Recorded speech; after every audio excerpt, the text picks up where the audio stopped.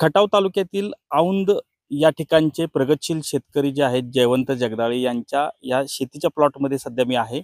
हा जो आपण शेतीचा प्लॉट पाहत आहात जवळपास 5.5 एकराचं हे क्षेत्र आहे आणि या क्षेत्रामध्ये पूर्णपणे ढोबळी मिरचीचं पीक जे आहे ते या ठिकाणी त्यांनी घेतलेलं होतं.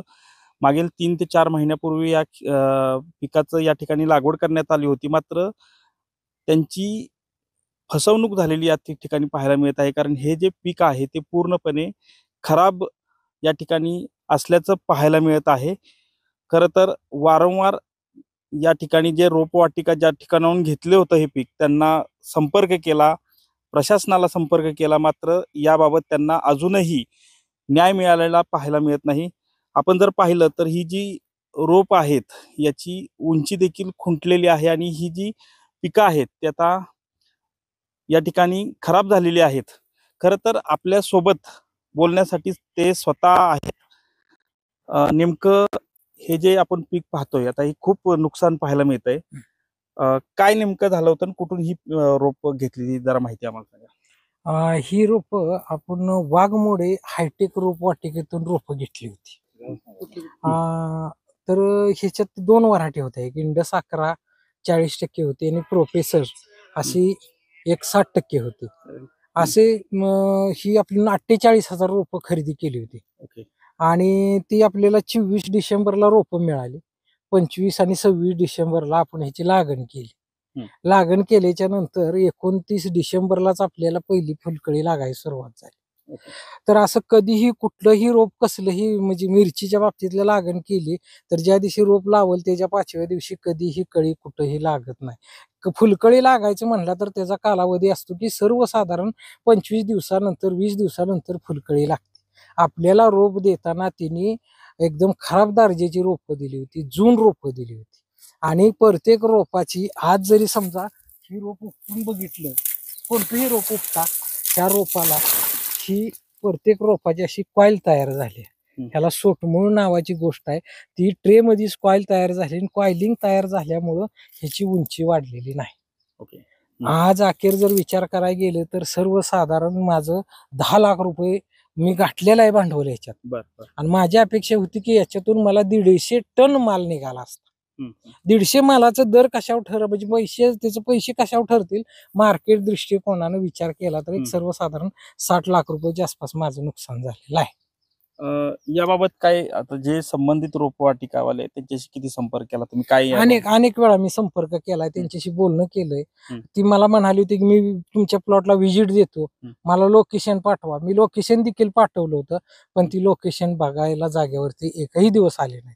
मला तिने बिलकुल कोणत्याही बाबतीत प्लॉट बाबत बिलकुल रोपं देण्या व्यतिरिक्त काही सहकार्य केलेलं नाही. त्याचबरोबर प्रशासनाला बुडवून मी याच्यावरती पंचनामा केलाय. आमचे गावचे ग्रामस्थ होते, आमचे स्वतः सरपंच आमच्या सोबत होते, हे मान्यवर शेतकरी होते, माझ्यापेक्षा चांगल्या पद्धतीने शेती करणारी ही माणसं होती. यांच्या सोबत मी सर्वांना घेऊन पंचनामा वगैरे केलाय. मला प्रशासनाकडून देखील माझी दखल घेतलेली नाही. नक्की घेतलेली नाही. यामध्ये मला सांगा आता अपेक्षा काय व्यक्त केलेली आहे की आता सध्या तरी तुम्हाला काय अपेक्षा आहे की यामध्ये? माझी अपेक्षा एकच आहे, माझं झालेलं नुकसान म्हणजे मी खर्च गाठलेलं नुकसान नाही, माझ्या उत्पन्नाचं नुकसान झालंय. ती मला राज्य शासनाने बी द्यावं आणि रोपवाटिकावाल्याने बी द्यावं. आणि मनापासून माझी एकच इच्छा आहे की इथून पुढं महाराष्ट्रातल्या सर्वात लहानातला लहान शेतकरी जरी असेल तरी त्याची रोपवाटिका बी बियाणं खत ह्या कोणत्याही बाबतीत त्याची फसवणूक होऊ नये एवढीच माझी मनापासून इच्छा आहे. नक्कीच. तुम्ही पण शेतकरीच आहात. अशा पद्धतीनं जर फसवणूक होत असेल तर तुम्ही काय सांगाल यामध्ये की अशा पद्धतीनं आता तुम्ही वेगवेगळी पिकं दरवेळी घेत असता पण आता ह्यामध्ये पण असे फसवणूक झालेली काय सांगाल? नाही, ह्या रोपवाटिकेवर कठोर कारवाई झाली पाहिजे आणि त्यांनी शेतकऱ्याचं नुकसान भरपाई करून जे काय नुकसान होतंय ते शासनानं बी आणि दोघांनी मिळून ते नुकसान ते शेतकऱ्याचं द्यावं. कारण शासनावरचा बी शेतकऱ्याचा विश्वास उडेल. दुसरी गोष्ट रोपवाटिकांच्या विश्वास आहे ना शेतकऱ्यांचा.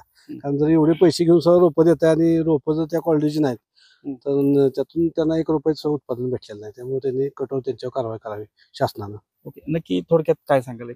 ह्यांनी काय केलेलं आहे रोपवाटिकावाल्यांनी की जास्त दिवसाचं रोप हे औषध मारून थांबव, त्यांना जर विक्री होत नसेल तर हे त्या दिवशी औषध मारून त्याची वाढ थांबवतात आणि त्याचा परिणाम हा झालेला आहे. औषध मारून वाढ थांबवल्यामुळं त्याचं सोटमूळ आलेलं नाही त्याला, त्यामुळे त्या पिकाची वाढ झालेली नाही, त्यामुळे हे नुकसान झालेलं आहे. नाही, पण ते एकूणच फसवणूकच म्हणायची, कारण हे शेतकऱ्याला तर सांगितलं जात नाही. नाही, शेतकऱ्याला सांगितलं जात नाही. हे शेतकऱ्याची निव्वळ फसवणूकच आहे. म्हणजे ह्यामध्ये सांगण्यामागचं नाही काही बरेच दिवस ही रोपं टिकवून राहावी त्यासाठी का हे असं? हा, ते म्हणजे त्यांची फक्त जर जास्त दिवसाची रोपं झाली तर शेतकरी कोण घेणार नाही. त्यासाठी त्यांनी औषध मारून हे शेतकऱ्याचा असा तोटा करायचा. नक्कीच. उंची थांबवल्या. हं? हो का, कसं असतं 3 इंचापेक्षा जास्त जर समजा रोपाची उंची वाढली, रोपाची 3 इंचापेक्षा 4-4.5 इंच उंची जर झाली, शेतकरी कोणताही रोप घेत नाही. त्याला शेतकऱ्यानं रोप घेताना सर्वसाधारण 2.5 ते 3 इंची उंचीच्या आकाराचं रोप लागतं. पण तिने रोपाची उंची थांबवली, पण वय थांबवता आलेलं नाही. वय थांबवलेलं नाही. नक्कीच. खरं तर मोठं नुकसान म्हणावं लागेल. जवळपास 50 ते 60 लाख रुपयांचं नुकसान जे आहे ते साधारण या क्षेत्रामध्ये झाल्याचं एकूणच पाहायला मिळत आहे. खरं तर रोपवाटिकामधून पण जी काही अशी रोपं जी आहेत ती उंची कमी करून जेणेकरून जास्त दिवस ही रोपं टिकावीत या उद्देशांना अशा पद्धतीनं ही रोपं जी आहेत ती विकली जातात आणि याचाच बाबत शासनानं याची गंभीर दखल घेऊन संबंधितांवर कारवाई करावी अशी मागणी जी आहे ते या ठिकाणचे शेतकरी करत आहेत. कॅमेरामन तुषार जाधवसह संतोष नलावडे, TV9 मराठी, औंध, सातारा.